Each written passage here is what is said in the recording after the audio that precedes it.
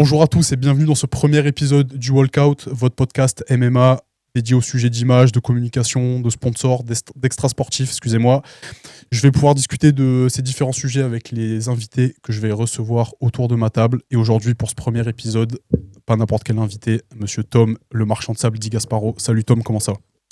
Salut tout le monde, écoutez, moi ça va vraiment très bien Romain. J'espère que toi ça va. Bah écoute, moi ça va. On te sent à l'aise là. T'aimes bien faire ce petit exercice de podcast ou pas? Ouais, enfin je suis pas forcément très à l'aise, c'est les premiers donc on va le faire. Comme je te l'avais dit en privé, ça me tenait à cœur de te recevoir en premier pour l'inauguration de ce podcast, puisque tu es le premier athlète avec qui j'ai commencé à travailler de manière officielle pour un peu recontextualiser à l'époque où je faisais des interviews. On était rentré en contact par le biais de tes managers, donc Résilience. On avait fait une petite promo pour un combat qui devait avoir lieu face à Paul Dena pour la ceinture de l'AEC. Alors malheureusement, ça s'était pas fait. On avait eu le temps de faire quelques trucs sur les réseaux, des réels, des machins. Et c'est vrai que de manière assez naturelle, on a commencé à travailler ensemble sur ton image, ta com, tes sponsors, tout ça. Et c'est vrai que c'est un peu cette collaboration-là qui, moi, m'a donné envie de passer de médias à plus agence d'accompagnement, donc comme on peut faire ensemble. Donc ça me tenait à cœur de te recevoir en premier, pour la symbolique, on va dire. Donc merci encore d'avoir accepté. T'es un jeune athlète, parce que t'es âgé de 21 ans, et t'as malgré tout un parcours qui est très atypique dans les sports de combat, puisque tu as commencé à l'âge de 5 ans avec ton frère, coaché par ta maman, avec tes deux futurs coachs, Idriss et Sidney, qui eux-mêmes sont frères jumeaux et qui ont monté le Fight Bro. On peut donc dire que les sports de combat et toi, c'est une affaire de famille. Ma première question, c'est quel est ton premier souvenir marquant dans cet univers-là, avec justement les gens qui t'entouraient? Moi pour être honnête, mon premier souvenir là qui me vient à l'idée sur par exemple mes premiers combats de MMA, c'est quand j'étais encore mineur avec mon frère. On était monté en Italie pour faire les championnats du monde. À l'époque WFC ça s'appelait. Et on était monté avec ma mère. Donc on avait fait 6 ou 7 heures de voiture avec ma mère. Elle nous a menés dans un endroit, c'était un gymnase. Et en fait, il y avait la cage au milieu. Et franchement, il devait y avoir une centaine de personnes tout autour de la cage. Enfin, il n'y avait pas trop de tribunes. C'était tout le monde regardait autour de la cage. Et c'était un combat après l'autre. Il n'y avait pas forcément d'ordre de combat, de passage. Et on était appelés et on combattait un par un à chaque fois. Et ça, c'est un sacré souvenir parce que je me rappelle, on était arrivé tôt. On avait dormi dans la voiture et tout. On était arrivé, après on s'était pesé. Et après, les combats avaient commencé. Cette histoire-là, toi, elle t'a appris à porter quelque chose dans ta carrière, ou c'est juste une anecdote comme ça? En fait, on peut dire que ça m'a appris dans le sens où, en fait, quand on voit des organisations comme ça, après, quand on est dans des organisations où ça se passe vraiment bien, que c'est organisé, parce qu'une organisation, il faut que ce soit organisé, on se sent plus à l'aise, c'est mieux. Là, c'était vraiment un peu l'esprit sauvage, on va dire. D'accord. T'as mentionné ton frère et aussi ta maman dans cette anecdote-là, excusez-moi.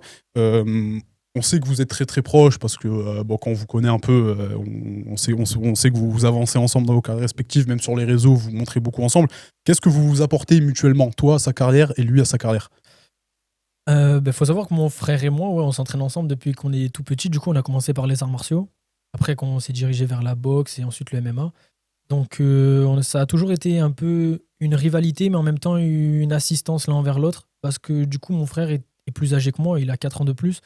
Donc, il était meilleur que moi, il est encore meilleur que moi. Mais du coup, c'est toujours une histoire de l'un veut rattraper l'autre. Parce qu'on veut toujours s'améliorer pour pas que un rattrape l'autre et l'autre veut rattraper l'autre. Ouais, bien Donc, sûr. en soi, on s'apporte parce que grâce à nous deux, je pense qu'on peut s'améliorer.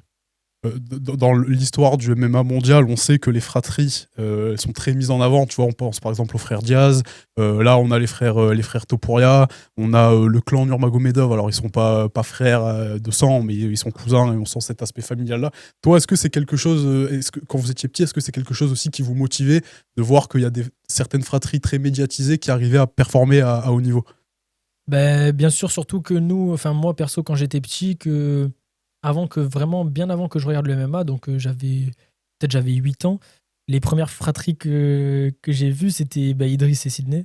Donc D'accord. c'est deux frères jumeaux.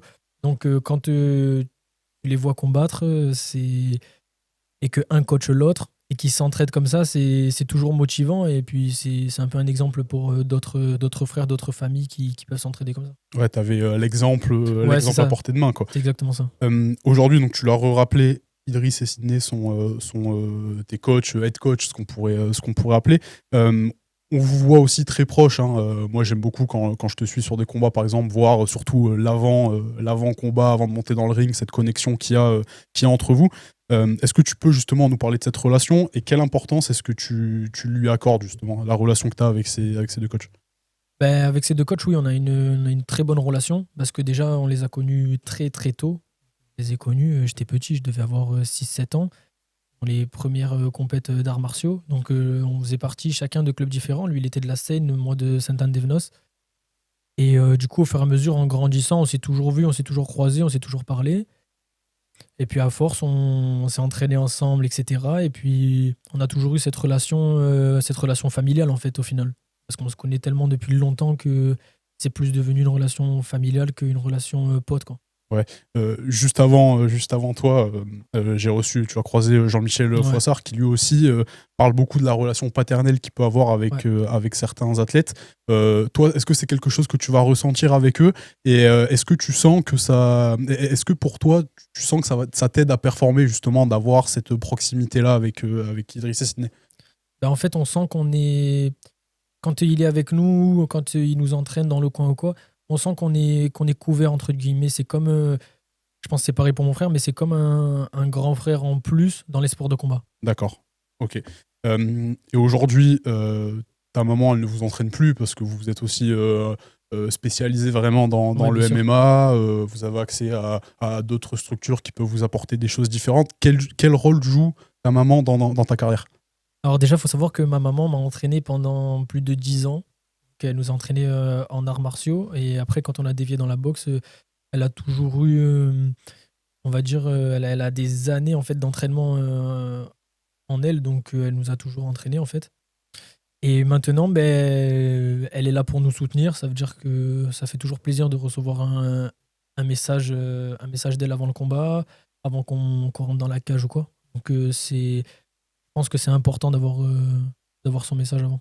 Mais mentalement, j'imagine que toi, ça va t'aider. Est-ce que son rôle aujourd'hui, il n'est pas plus justement soutien mental, psychologique? Ouais, c'est ça en fait. Je pense que le rôle de ma mère, à moi et mon frère, c'est plus un soutien mental, psychologique, dans le sens où on sait que quand elle vient, il y a sa présence et elle nous envoie quand même un message, elle nous encourage, etc.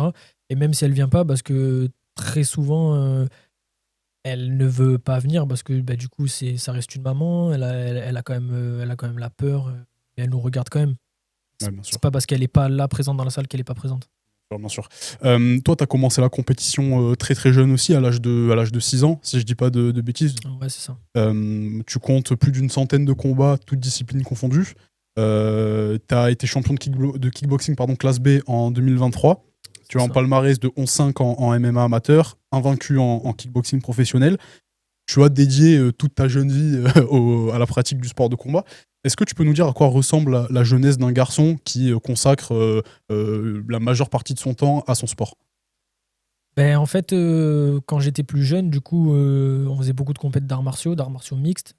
Donc, c'était une passion, mais c'était aussi, enfin, c'était plus un hobby parce que du coup, à côté, il y avait l'école, donc on s'entraînait 3 fois par semaine. C'était pas vraiment quelque chose où on donnait toute notre vie dedans.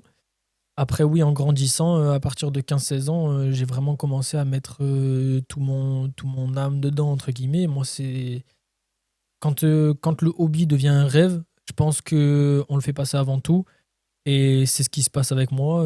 J'essaie de le faire passer avant tout. Malheureusement, des fois, je le fais même passer avant mon repos, avant ma famille ou autre. Et c'est pas voulu forcément. Enfin, si, c'est voulu, mais c'est en moi, en fait. C'est comme ça.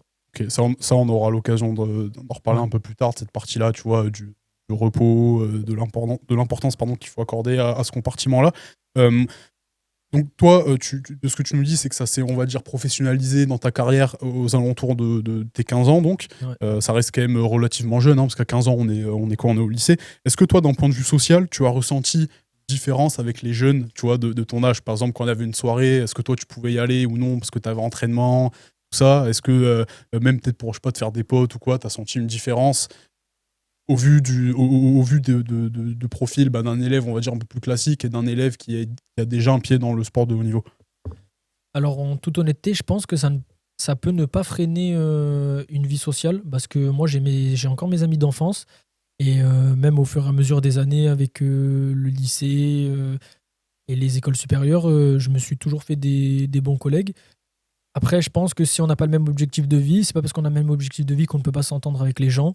Juste, il faut savoir faire la part des choses, se mettre des distances quand il faut, etc. Pour les soirées, bien sûr qu'il y a des soirées, j'y allais pas. Mais après, je me suis jamais vraiment privé, en fait.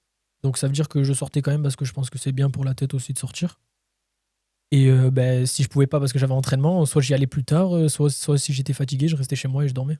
Ok, c'est intéressant parce que c'est vrai que tu vois, pour les personnes qui savent pas vraiment la réalité du sport en compétition, on peut penser que c'est vraiment tu es uniquement focalisé là-dessus, quitte à mettre la vie sociale par exemple en suspens. Ça reste quand même un sport, les sports de combat, kickboxing, MMA, etc., qui demandent une certaine rigueur, une certaine discipline, une certaine hygiène de vie, l'entraînement, la diète, le repos, etc. Toi, qu'est-ce que tu penses de ce mode de vie-là? Est-ce que tu as toujours kiffé faire ça justement? Ben, en fait, c'est un mode de vie assez difficile. Je pense que, ben, comme je disais, faut pas se dissiper, en fait. Ça veut dire que on peut s'amuser, etc., mais faut pas se dissiper. Donc, faut pas d'alcool, pas de cigarettes, pas de fumette. Enfin, tout ça, faut éviter. Après, tout ce qui est jet, etc., quand on prépare un combat, bien sûr, faut être sérieux.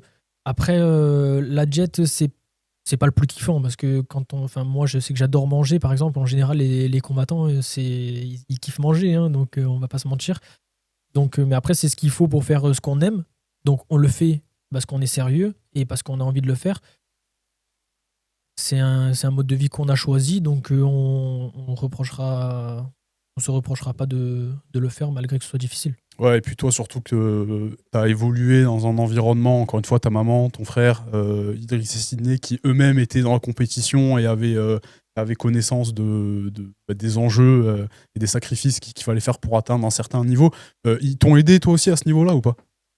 Oui, c'est toujours un apport. Après, je pense que en fait, il faut pas vraiment d'aide. En fait, je pense qu'on peut y arriver déjà si mentalement on a vraiment envie. Parce que si t'as pas envie, tu peux avoir l'aide que tu veux, les gens que tu veux derrière toi, enfin, t'avanceras pas. Donc je pense que c'est vraiment en soi, c'est soit tu as vraiment envie, soit tu n'as pas vraiment envie. Après, oui, bien sûr ils apportent de l'aide. Il y a Idriss qui appelle pour savoir où j'en suis au niveau du poids, si je fais attention, qu'est-ce que je mange, etc. Pour l'hydratation et tout. Donc oui, c'est un soutien aussi psychologique. Mais déjà, je pense que si on veut réussir la première étape, donc le poids, c'est d'abord se questionner soi-même et dire est-ce que tu as vraiment envie de le faire. D'accord. Toi, c'est quoi, justement, qui t'anime à toujours avoir envie de le faire, justement, même si c'est très compliqué? Ben, moi, j'aime trop la bagarre, donc j'aime trop rentrer dans la cage, j'aime trop me battre. C'est ce qui me plaît, j'aime ça. Et en plus, le faire intelligemment, donc avec de la réflexion. Faut savoir que, enfin, c'est pas comme une bagarre de rue déjà, parce que déjà, on accepte un combat, donc à l'avance, on sait qu'on va combattre. On va combattre quelqu'un qui sait se battre, donc qui sait se défendre, qui sait faire des techniques, etc. Donc c'est pas du tout la même chose, mais on a ce petit stress, ce petite envie. Quand on rentre dans la cage, on a ce truc qui fait qu'on n'arrive pas à décrocher.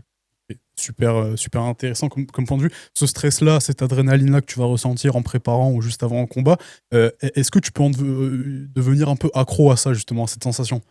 Moi, je pense que ouais, c'est un peu comme une drogue, parce que je pense que c'est des émotions que le cerveau donne, comme dans beaucoup de sports extrêmes, par exemple ceux qui sautent en parachute, etc. Je pense que c'est des émotions, c'est cette adrénaline, cette sensation qu'on a, on peut pas la retrouver n'importe où. Et du coup, ouais, je pense qu'on en devient vite accro quand on accroche à ça. Tu combattais donc en MMA à l'époque où la discipline n'était même pas légalisée en France, hein, donc tu as raconté ton anecdote Ouais, en bien sûr, bien intro sûr. avec l'Italie. C'était des combats qui n'étaient pas référencés, qui n'apparaissent pas Non, aujourd'hui dans ouais, ton bien palmarès. sûr. Il y a quand même des traces sur YouTube. Enfin, moi, j'ai déjà trouvé des petits combats. Tu étais super jeune, hein, comme tu le disais. Aujourd'hui, le MMA, il est légal depuis 6 ans en France.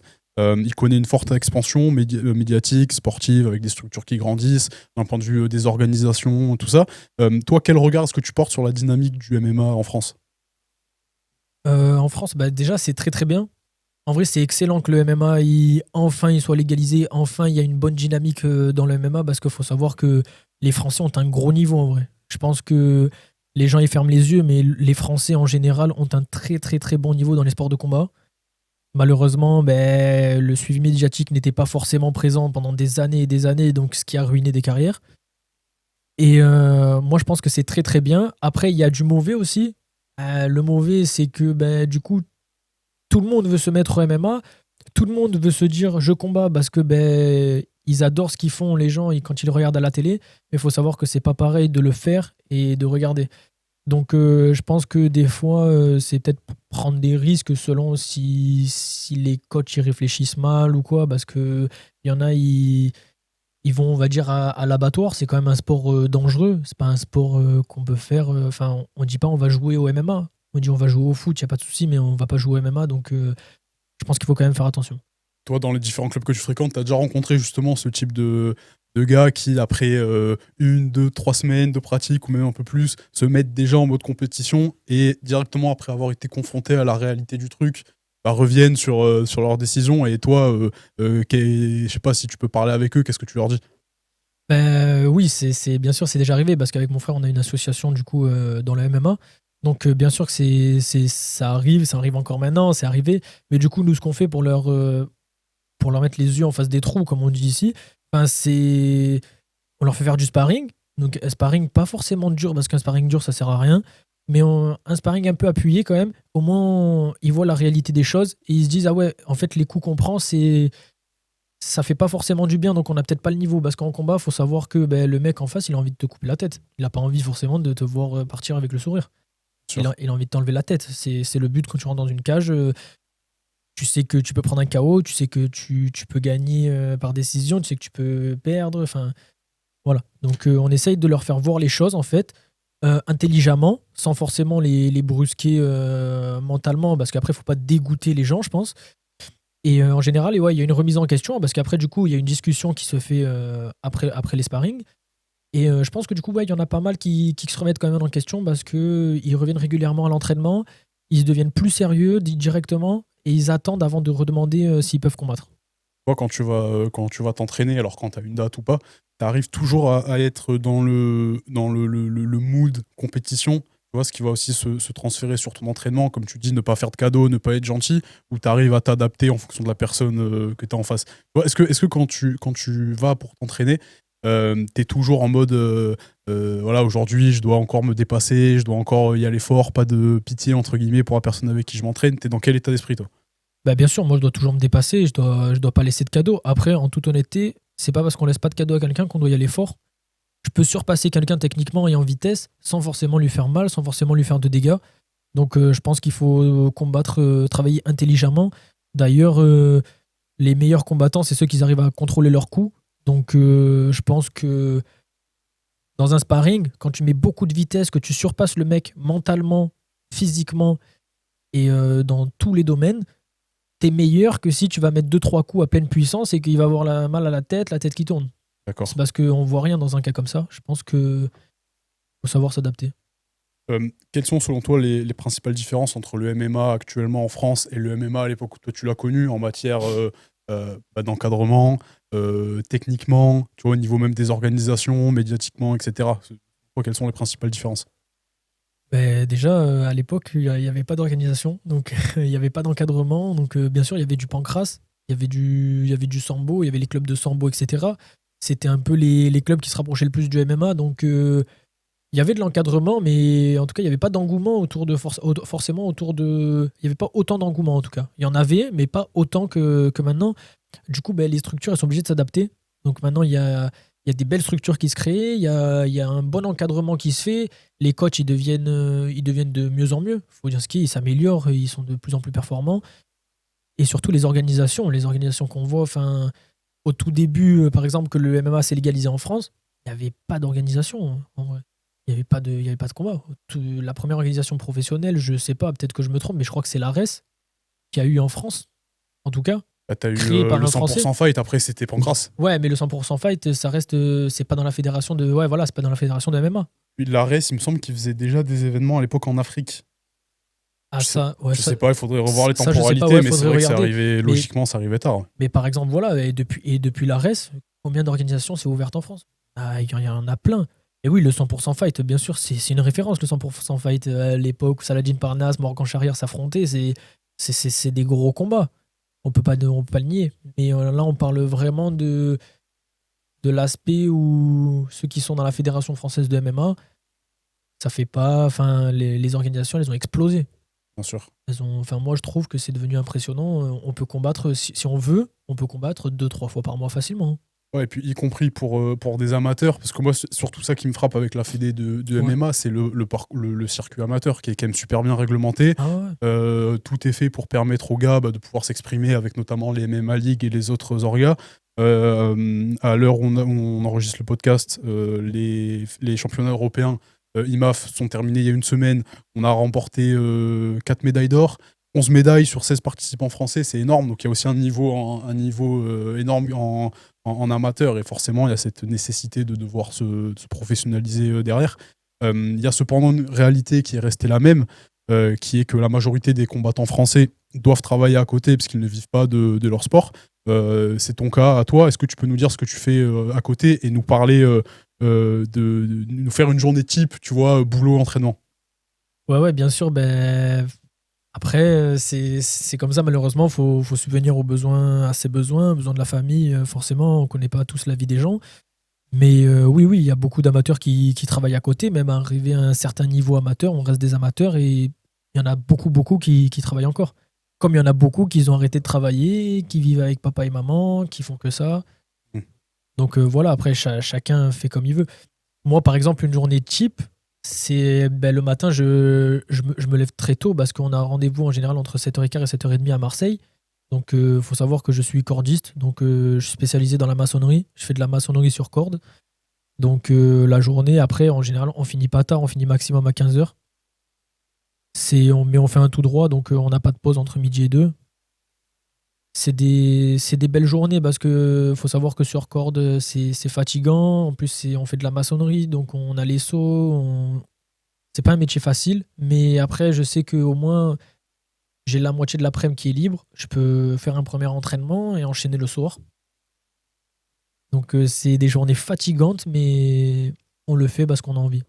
Toi, comment est-ce que tu concilies ces deux quotidiens, tu vois? Est-ce que tu arrives à garder la motivation d'un côté pour aller à l'entraînement, et de l'autre, bah, comme tu dis, le côté je dois subvenir à mes besoins, je suis obligé d'aller travailler. Comment est-ce que tu fais pour jongler avec ces deux états d'esprit qui sont quand même radicalement différents?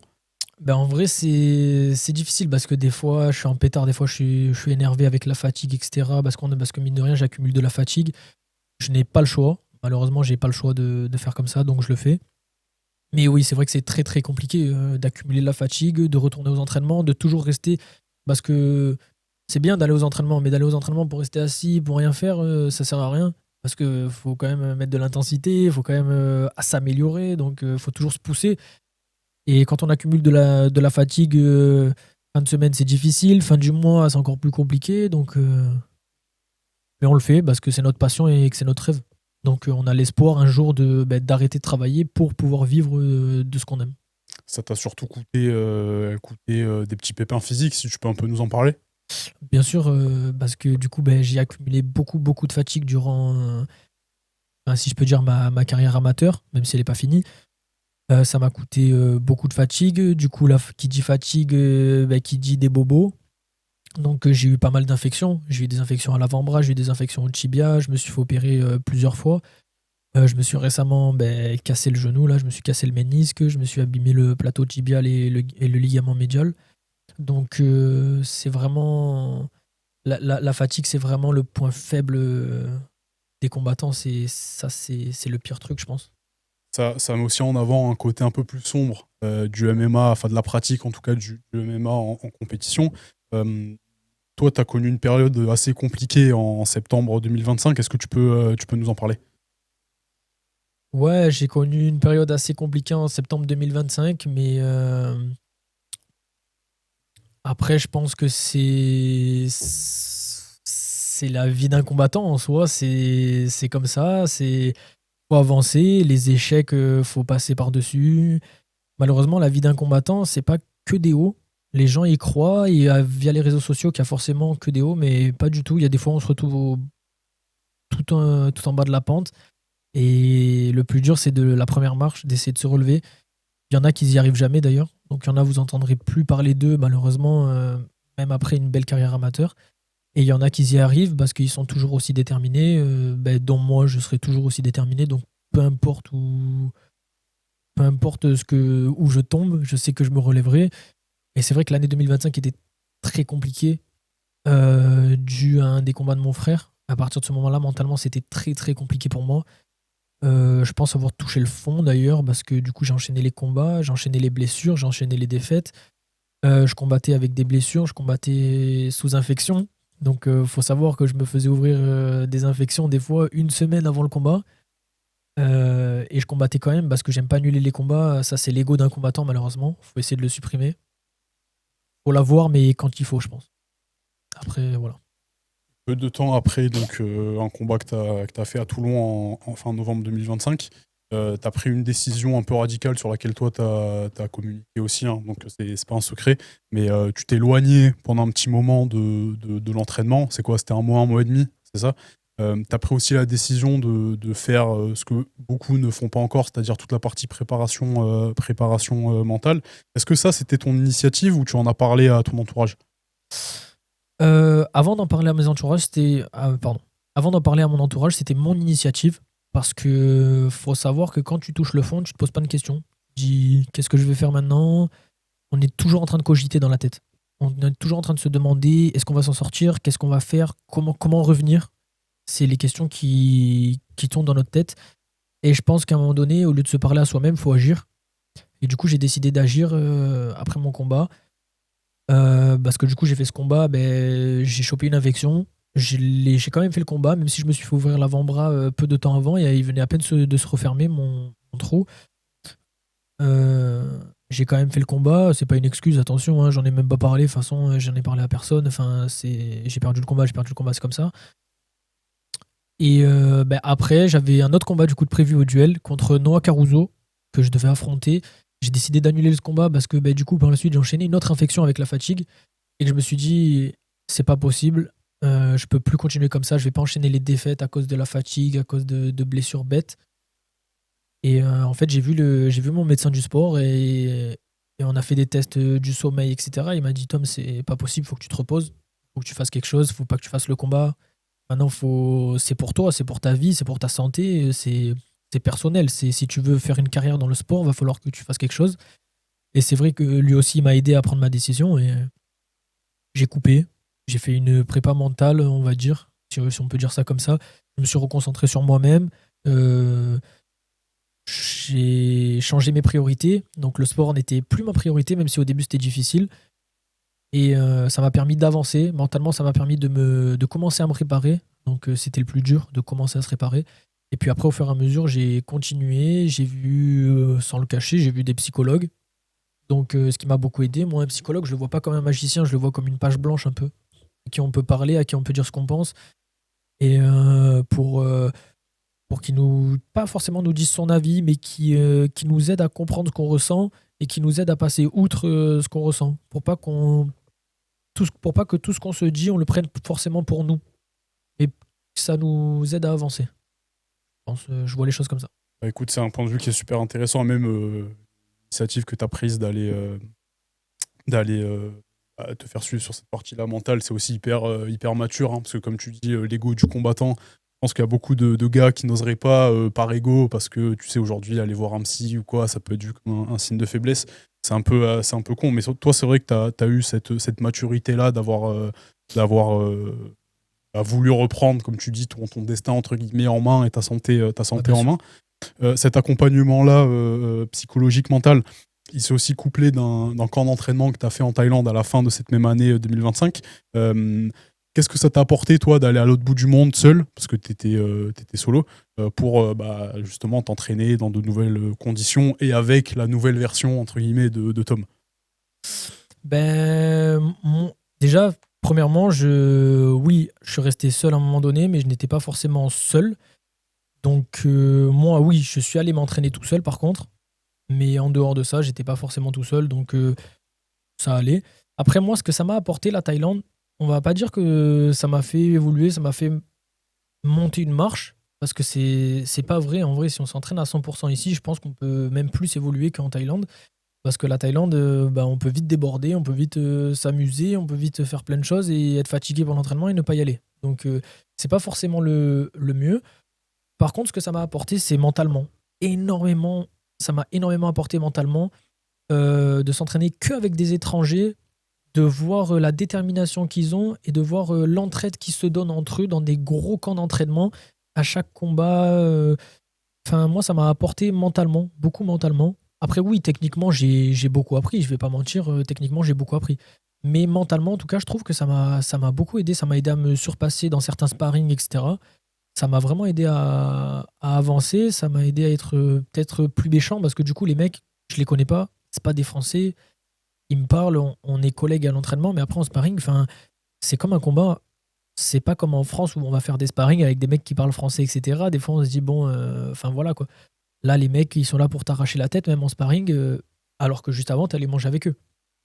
Donc, mentalement, ça aide. Psychologiquement, ça aide. Et tu te dis, et aussi, tu te vois par rapport à l'international, parce que bah, du coup, il y a des mecs du monde entier qui sont là. Il y avait des mecs qui venaient d'Amérique, il y avait des mecs qui venaient d'Ukraine, il y avait vraiment de tous les pays. Et tu te vois où tu te situes un peu internationalement par rapport à des gens qui font que ça aussi. Écoute, ouais, super intéressant d'avoir ton avis. T'as pu palper, entre guillemets, les résultats de ce camp d'entraînement, même pas une semaine après ton retour en France, puisque le 31 janvier, c'était ton retour officiel dans la compétition, dans une organisation que tu connais bien, l'UFN à Toulon. Tu signes ton retour avec une très belle victoire par TKO au premier round. Mentalement, comment tu te sentais avant, avec tout, encore une fois, toute cette préparation mentale, physique, etc. Et après? Mentalement, je me sentais très bien en fait. Je me sentais confiant. J'avais confiance en ma boxe, j'avais confiance en moi. Après, oui, de revenir après une longue période d'attente, c'était comme un peu un renouveau. C'était pas comme le premier combat parce que ce sera jamais pareil que le premier combat. Mais ouais, c'est comme les premiers combats, donc c'était plus stressant que d'habitude. Mais du coup, le stress m'a permis d'être plus sur mes gardes. Je pense qu'il faut garder ce stress en fait. Et juste après, donc, dès que tu sors du ring, que tu sais que tu as la victoire, etc., dans quel état d'esprit toi t'es? J'étais content, mais c'était une marche parmi tant d'autres. Donc, faut savoir que c'est pas parce qu'on gagne un combat que quand on regarde devant soi, il n'y a pas une montagne à franchir, quoi. Hmm. Faut arrêter de regarder derrière ce qu'on a passé, il faut regarder devant ce qu'il y a à franchir. Donc, oui, j'étais très content. J'ai fait une très courte pause parce que du coup, après, je me suis blessé.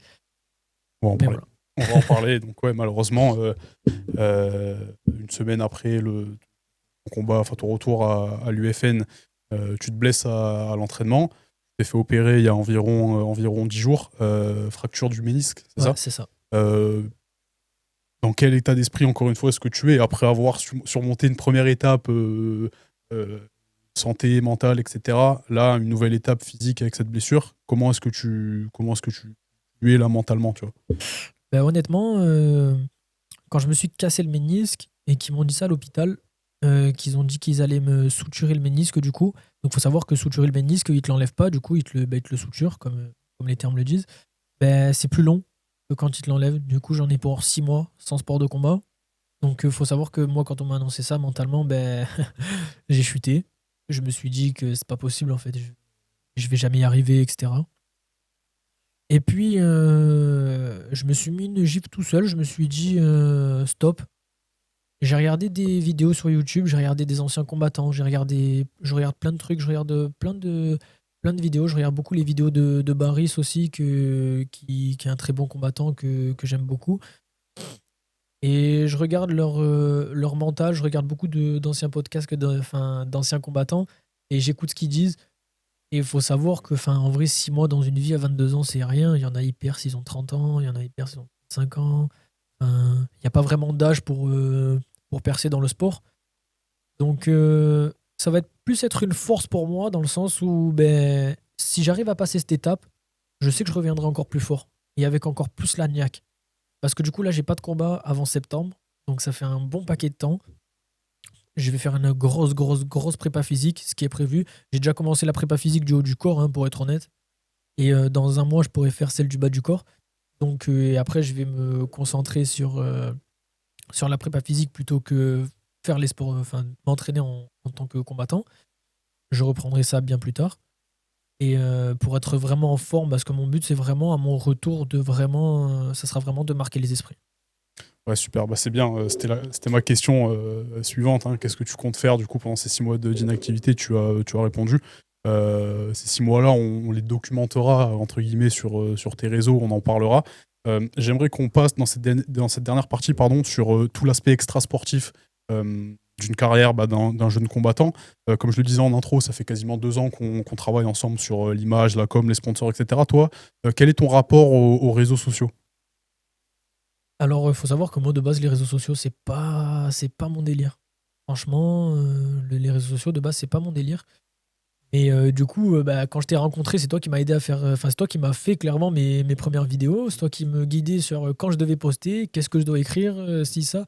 Parce qu'il faut savoir que bah, même l'inspiration dans les textes que je devrais mettre, j'en ai aucune. Donc, c'est toi qui m'as beaucoup aidé sur ça et c'est toi qui continue à le faire d'ailleurs. Donc, d'ailleurs, je t'en remercie. Au plaisir.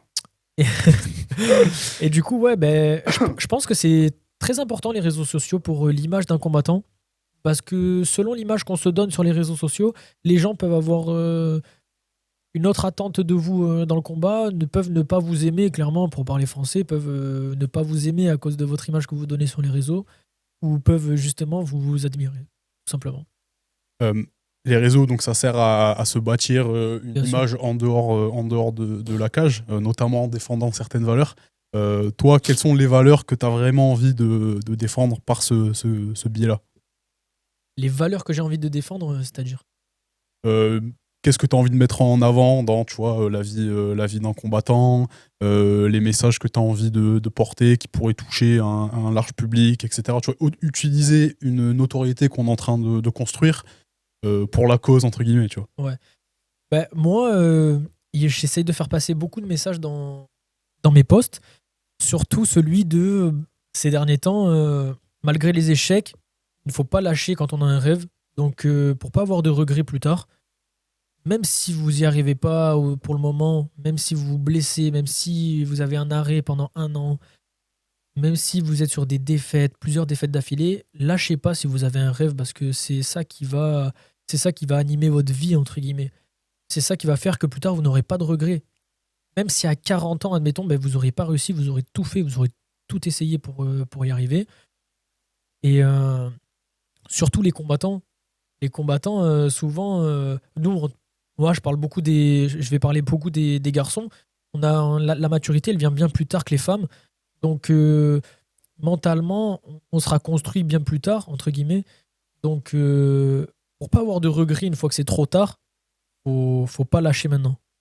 Super message. Pour toi, au vu de toute la nouvelle génération qui communique de plus en plus, est-ce que tu n'as pas l'impression que des fois, la performance sportive, elle est un peu délaissée au profit justement d'une notoriété médiatique avec les réseaux, machin et est-ce que toi, comment tourne la question? Pour toi, quelle place doit t'occuper dans la construction de l'image d'un athlète, la performance et les réseaux sociaux? Est-ce que c'est la performance d'abord et après les réseaux, ou tu penses qu'on peut concilier quand même les deux? Non, il faut rester concentré sur soi. Je pense que les réseaux sociaux, c'est d'abord, c'est important, mais c'est un plus, surtout un plus. La performance, c'est prioritaire. Parce que moi, je vois beaucoup de combattants. Il y en a beaucoup qui combattent, mais des amateurs, déjà, ils combattent 2 fois par an. Sur les réseaux sociaux, ils font du trash talk de fou. Comme si les mecs, ils combattaient à l'UFC ou quoi. Donc, non, à un moment donné, je pense qu'il faut se concentrer sur la performance et vraiment se prouver, pas forcément prouver aux gens, mais prouver à soi-même qu'on est capable d'arriver au top niveau. Plutôt que sur les réseaux sociaux, faire le fanfaron, quoi. Moi, je trouve. Je t'avais envoyé une question. Ça faisait partie des questions que je t'avais demandé de préparer. Non, question un peu entertainment, etc. Je suis curieux d'avoir ton avis. Est-ce que tu peux me citer un athlète français et un athlète international dont tu apprécies particulièrement la communication et l'image et me dire pourquoi? La communication à l'image, ben, déjà en français, Saladin Parnasse, tout simplement. Pourquoi? Parce que c'est le mec qui parle pas. Il parle dans la cage. Enfin, moi, j'ai jamais vu Saladin Parnasse faire le mec sur les réseaux sociaux quand il voit son prochain adversaire faire 40 vidéos en disant qu'il va pas tenir 5 minutes ou quoi. Non, non. Il montre juste qu'il s'entraîne. Arrivé le jour J, il lui casse la tête. Pour être honnête, c'est comme ça que ça se passe. Après, j'aime aussi beaucoup Baris. Hein. En tant que Français, Baris un peu plus taquin, mais Baris, il agit. Mine de rien, il est performant. Voilà. Après c'est du vu et revu, mais moi, mon athlète préféré internationalement, depuis que je suis tout petit, hein, depuis que j'ai 14-15 ans, je l'ai toujours regardé, c'est McGregor, en vrai. Ok. McGregor, en vrai, les gens, ils diront, ouais, mais c'est l'opposé de Saladin Parnasse. Ok, les gars, c'est l'opposé de Saladin Parnasse, mais Conor McGregor, c'est lui qui a c'est lui qui a monté le MMA comme ça dans le monde. C'est grâce à lui, c'est lui qui l'a porté sur ses épaules, entre guillemets, c'est grâce à lui qu'on en est là dans le MMA. Et ben, ce mec, ouais, il trash talk énormément, mais c'est lui le patron du trash talk. C'est lui qui, après son trash talk, il montrait ses performances. Après, oui, bien sûr, il y a eu un déclin parce qu'après, ben, une fois qu'il a été millionnaire, il a plein d'argent, etc., ben, il était moins sérieux. Mais à son prime, que ce soit en trash talking ou en tant que combattant, il n'y a personne qui lui arrive à la cheville. Hein. Ça, c'est mon avis. En parlant du trash talking, toi, t'es pas, en tout cas, de ce qu'on fait sur les réseaux, t'es pas quelqu'un qui va trash talker publiquement. L'année dernière, tu devais faire un combat à l'AEC contre un adversaire qui lui était un peu, qui était un peu plus taquin que ceux que tu avais eu auparavant. Je sais pas si pour toi c'est ta première fois déjà que tu t'affrontais un mec comme ça qui parlait un peu plus, etc., qui avait même fait un petit montage. C'était rigolo, c'était rien de méchant, c'était rigolo. Tu l'as perçu comment, toi, ça? En vrai, je m'en foutais. C'est bizarre à dire, mais en vrai, je m'en foutais parce que, bah, ok, il veut me taquiner, mais après, si tu regardes bien par rapport à son par rapport à son ancien adversaire, il a fait une vidéo Oui, sur moi où il était en Thaïlande en train de s'entraîner et qui disait qu'il se préparait à me casser la tête, en gros. En soi, je m'en fiche. Il faudra qu'il le prouve le jour J, surtout. ouais, Voilà, faut pas qu'il parle pour rien parce que derrière, enfin pour lui, les répercussions, c'est pas les mêmes. ouais, bien sûr. Toi, tu te verrais un jour, peut-être, tu vois, prendre un peu plus parti dans l'opposition que tu vas avoir avec un gars, commencer un peu à taquiner ou quoi, ou c'est pas du tout un truc qui t'attire? Ben, le jour où déjà, moi je pense que ça viendra le jour où je pourrais me permettre, tout simplement. Moi là, pour moi, je peux pas me permettre. Je suis qui? Je suis personne. Moi, je suis Tom, combattant, mais je suis pas à l'UFC, je suis pas à top niveau au KSW. J'affronte pas les meilleurs mondiaux. Je peux pas me permettre de faire du trash talking. Il faut savoir que le trash talking, pour moi, c'est quelque chose qui peut attirer les gens, enfin, qui peut attirer les gens à soi dans le top niveau. C'est ça qui va faire remplir une salle. Les gens, quand ils ont de l'engouement vers un combat, c'est parce qu'il y a eu de la confrontation, etc. avant. Mais il peut y avoir un peu de la tension, etc. Mais du vrai trash talking, non. Pour le moment, pour moi, je trouve que ça sert. Dans les sujets extrasportifs, il y a aussi tout ce qui va être lié aux sponsors, aux partenaires qui peuvent accompagner un combattant. Euh, c'est aussi ce qui permet à un certain niveau de maximiser les sources de revenus et donc de pouvoir vivre de son sport. Toi, qu'est-ce que tu vas chercher dans un partenaire ou un sponsor? Au-delà de l'aspect financier. Bien sûr, moi, je cherche pas forcément. Bien sûr, l'aspect financier, c'est très bien.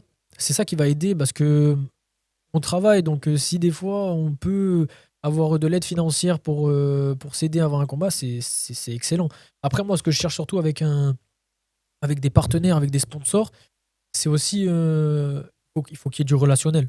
Moi, je cherche pas forcément un sponsor pour qu'il me dise tiens, je te donne 1000 balles, par contre, tu me fais de la pub et plus rien. En vrai, pour moi, j'aime pas ça. Ça m'est déjà arrivé d'avoir un sponsor où il n'y avait pas de relationnel. Ça n'a pas marché. De toute façon, 2 mois après, c'était terminé. Donc, on a fini par s'embrouiller, entre guillemets. Malheureusement, c'est comme ça. Il faut qu'il y ait une très bonne entente, je pense. Ouais, alors je sais à qui tu fais référence, parce que pour être honnête, c'est moi qui avait décoté ce jeune homme. Euh, Mais tu vois, cette expérience-là, elle m'a appris un truc, parce que ce gars en question, alors on va pas le nommer, c'est pas le but, mais on se Oui, connaissait. bien sûr. Moi, justement, j'avais cette relation-là humaine avec ce mec. Alors, c'était pas Ouais. mon meilleur ami, mais je le connaissais. Bien sûr. Et c'est vrai que ça m'a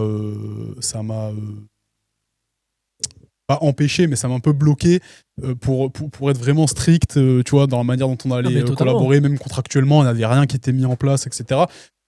J'en porte mes responsabilités, j'ai appris pas mal de choses à ce niveau-là. Mais je suis d'accord avec toi, tu vois, et je pense que même, par exemple, nous, dans ce qu'on fait, si on s'entendait pas humainement, je pense qu'on n'arriverait pas à avancer non plus. Je suis assez d'accord avec toi, moi, sur la Ouais, partie, voilà. Avec sur la le, partie carac- humaine. avec le caractère que j'ai, je pense que ça marcherait pas humainement. On n'aurait pas continué déjà, c'est sûr et certain. Ensuite, c'est important, pas que pour, enfin, pas forcément que pour se parler. Genre, c'est important, par exemple, quand on a des services à demander, on peut très bien demander un service à un sponsor, exceptionnellement ou quoi. Enfin, faut pas être gêné à lui parler. C'est quand même quelqu'un qui te suit dans ta carrière, donc il faut quand même qu'il soit là. Si à chaque fois que tu lui demandes quelque chose, t'es gêné, t'as peur qu'il te réponde pas ou quoi, je pense que ça peut pas Euh, avancer. Carrément. Non, mais c'est intéressant ce point de vue-là. Parce que c'est vrai que parfois on voit, comme tu dis, que ce soit le sponsor, soit l'athlète qui, une fois le service rendu, il n'y a plus rien derrière. C'est vrai que c'est un peu con. Et puis surtout pour toi, je pense qu'on l'a compris autour de ce podcast, que pour toi, la relation humaine, ce que tu vas entretenir avec une personne avec qui tu travailles, c'est super important. Il n'y a pas de raison aussi que ça ne le soit pas avec un sponsor. Écoute Tom, on arrive sur la fin de l'épisode. Ça fait 47 minutes là à peu près. Je te remercie pour ta disponibilité. Je sais que là, tu es blessé, tu as des petits rendez-vous médicaux après. Donc, merci d'avoir pris le temps d'être venu jusqu'à Marseille pour l'occasion. Les 2 dernières questions que je vais poser à tous les invités, donc tu vas pas y échapper. La première, c'est qu'est-ce qu'on peut te souhaiter pour ces 6 prochains mois? Alors, on peut me souhaiter un bon rétablissement déjà. On peut me souhaiter un bon rétablissement et surtout une bonne prépa. Parce que mon prochain combat en septembre, je pense que vous allez voir un nouveau tome. Donc, juste souhaitez-moi un bon rétablissement et une bonne prépa. On a hâte, on a hâte. La dernière question, tu as la caméra juste ici, donc Ouais. tu vas la regarder. Tu vas bien mettre le micro devant ta bouche pour qu'on te. Et tu vas adresser un message à ceux qui nous écoutent. Ça peut être un message inspirant, motivant, une citation que t'aimes bien, une leçon que t'as pu apprendre. La parole est à toi, Tom. Donc, les gars, moi, si j'ai un truc à vous dire, c'est que peu importe les embûches, peu importe ce que vous traversez dans la vie, on peut toujours se relever. Et peu importe les blessures, peu importe tout ce qui se passe, le chaos que vous prenez ou autre, dites-vous une chose, c'est qu'il y a toujours pire dans la vie. Et il y a vraiment toujours pire et qu'il y a tout qui se surmonte. Donc, lâchez pas. Magnifique message. Merci encore, Tom, pour la dispo. Merci à toi pour l'invitation. Merci pour l'épisode. T'as vraiment apporté des réponses intéressantes qui, je pense, vont parler à de nombreuses personnes. Merci à tous pour le visionnage ou l'écoute de ce podcast. N'hésitez pas à aller suivre mon invité Tom Di Gasparo sur les réseaux, à suivre mes réseaux. Tout sera en description. Je vais pas faire le youtubeur. Et à la prochaine. Ciao.